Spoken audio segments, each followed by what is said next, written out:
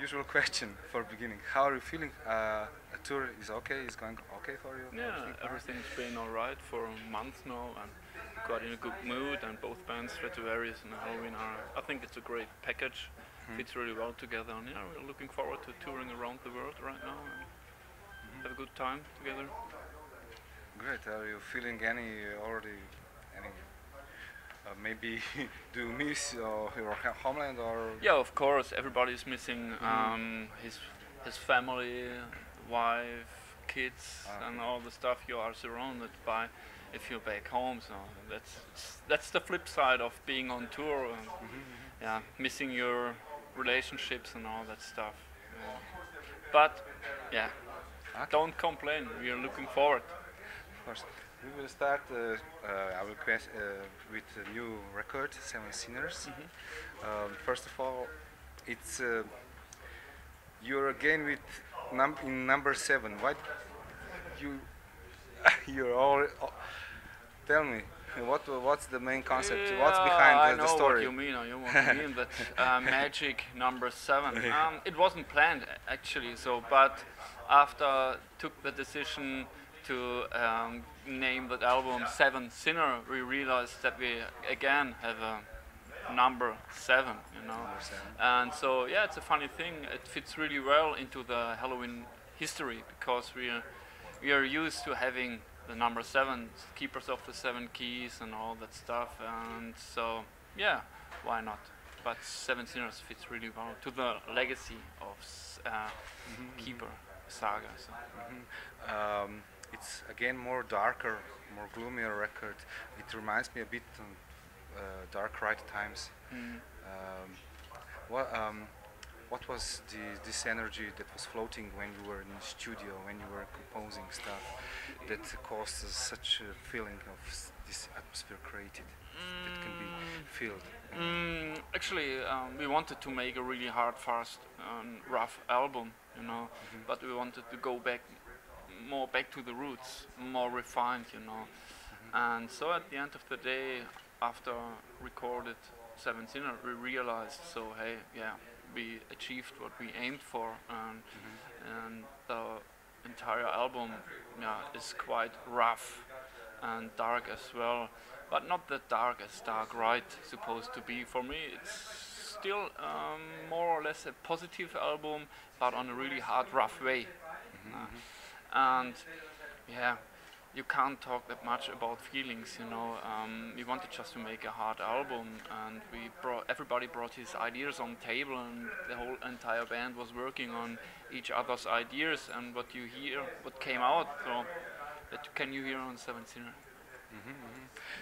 You also there is one particular song that you choose to incorporate a flute solo. Yeah, I know what it's a great move, as far as I'm concerned.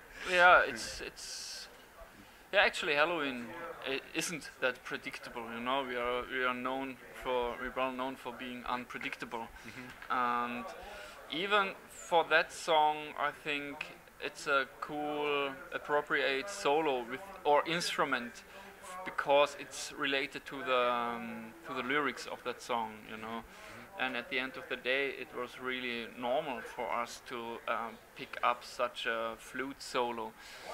Initially, we wanted to invite Jethro Tull's mastermind, Ian Anderson, sorry, but he hadn't enough time back then, so we invited another well-known flute player, but I've forgotten the name. It's a well-known orchestra player, which is in a relationship, a good friend of Vicky. Because it reminds on Jethro Tull very much. I thought first, it's Ian Anderson, was it?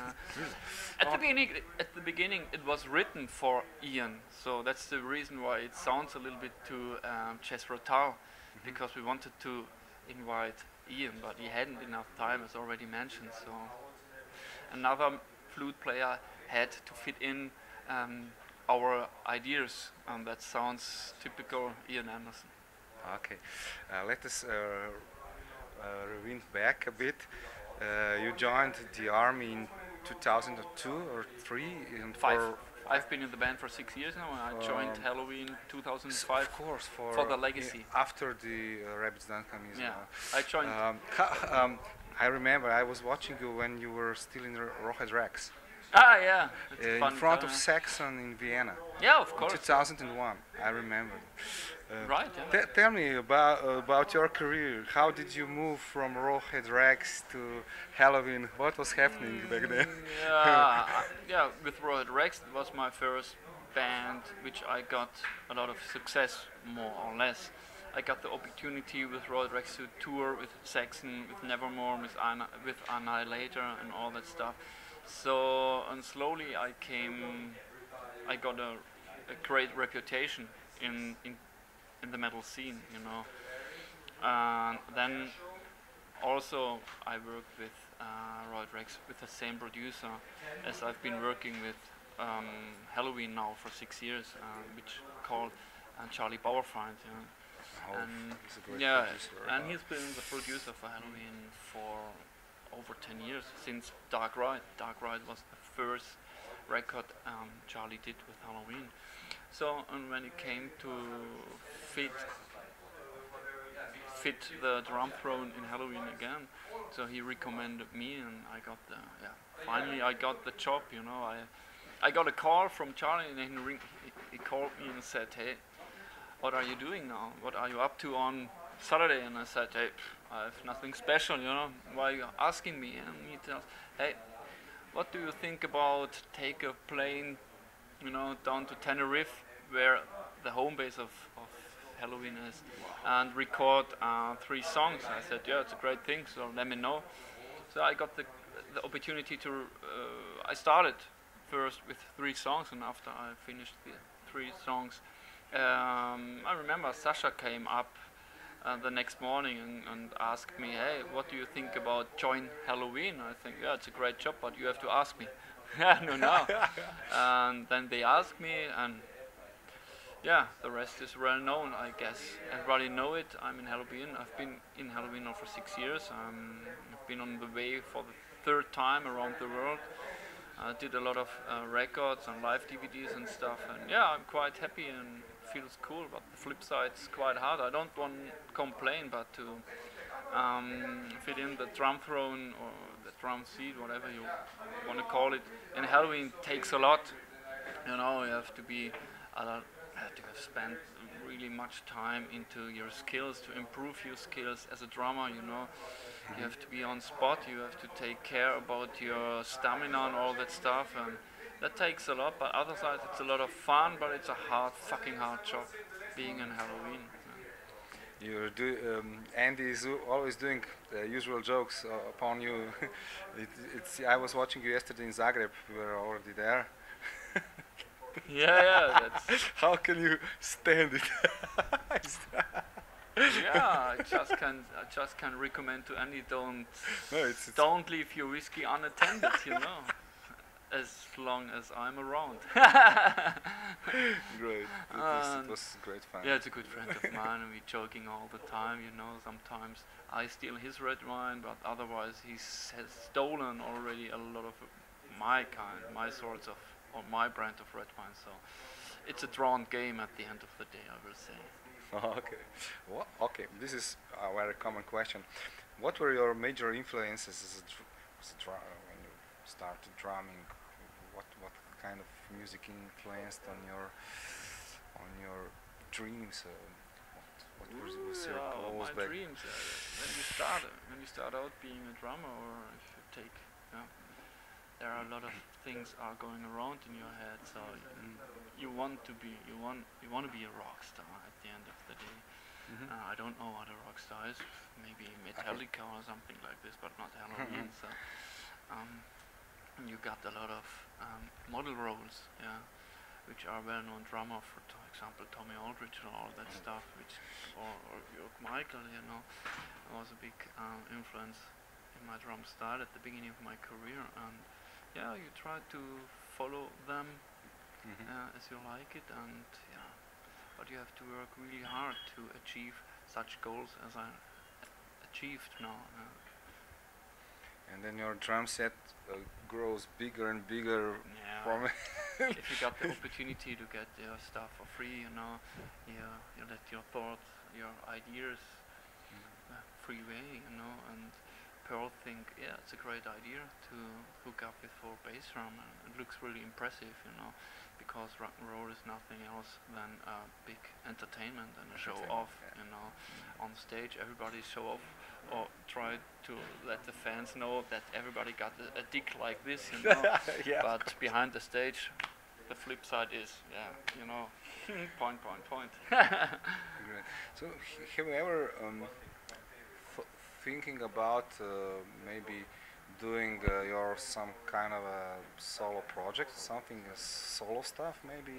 No. Ever? No, you. No, if you are in Helloween, you haven't enough time to start any solo things. If I'm back home, I'm happy to see my wife and spend my time with her, because I know if after the tour is 4 in front of the tour, and so you try to spend all the time you got to see your friend and all that stuff to take care about you. Yeah, I got my ideas, but I haven't enough time to start anything yet. So this question, Bifford from Saxon was again he again did some weird vocals. How did you convince him to? He already participated on the previous record. Yeah, we incorporated him as invited him as well the second time. Yeah, I guess the second time he did some voice overs in the Legacy. No, in Gambling with the Devil. Gambling he did with the again. Devil, He did the intro. Intro, yes, right. intro. Yeah, when it came to the day, or when it came to the point where we have to make some decisions about who could do that job. It was clear as mud. It was clear as crystal that nobody else than Biff Byford has to do that job. And being good friends for a long time now, we've been in a relationship for, I don't know, For me, with Riot Rags and the Helloween boys they've been on the road in the metal scene for 27 years now. I guess they've been friends for 27 years now. And so, yeah, it was really a clear as crystal to ask him again. There was no questions for him. It was an honor to spend some words for our intro as well in Mr. Madman, and yeah, we're quite happy. Great. Because he is doing that on a really particularly certain way. He got something theatric, in his voice, and so he can do it really, really well, and I think it fits so good to that moment that nobody else could do that on that way we were in need of. Great. We will slowly finish our interview. I would like to ask you for this closer future for the summer. Are you already confirmed for some kind of festival? Yeah, some festivals are already confirmed. For example, Bang Your Head in Germany. We are confirmed for that one, and a lot of other big things are in planning. So I can't announce anything yet.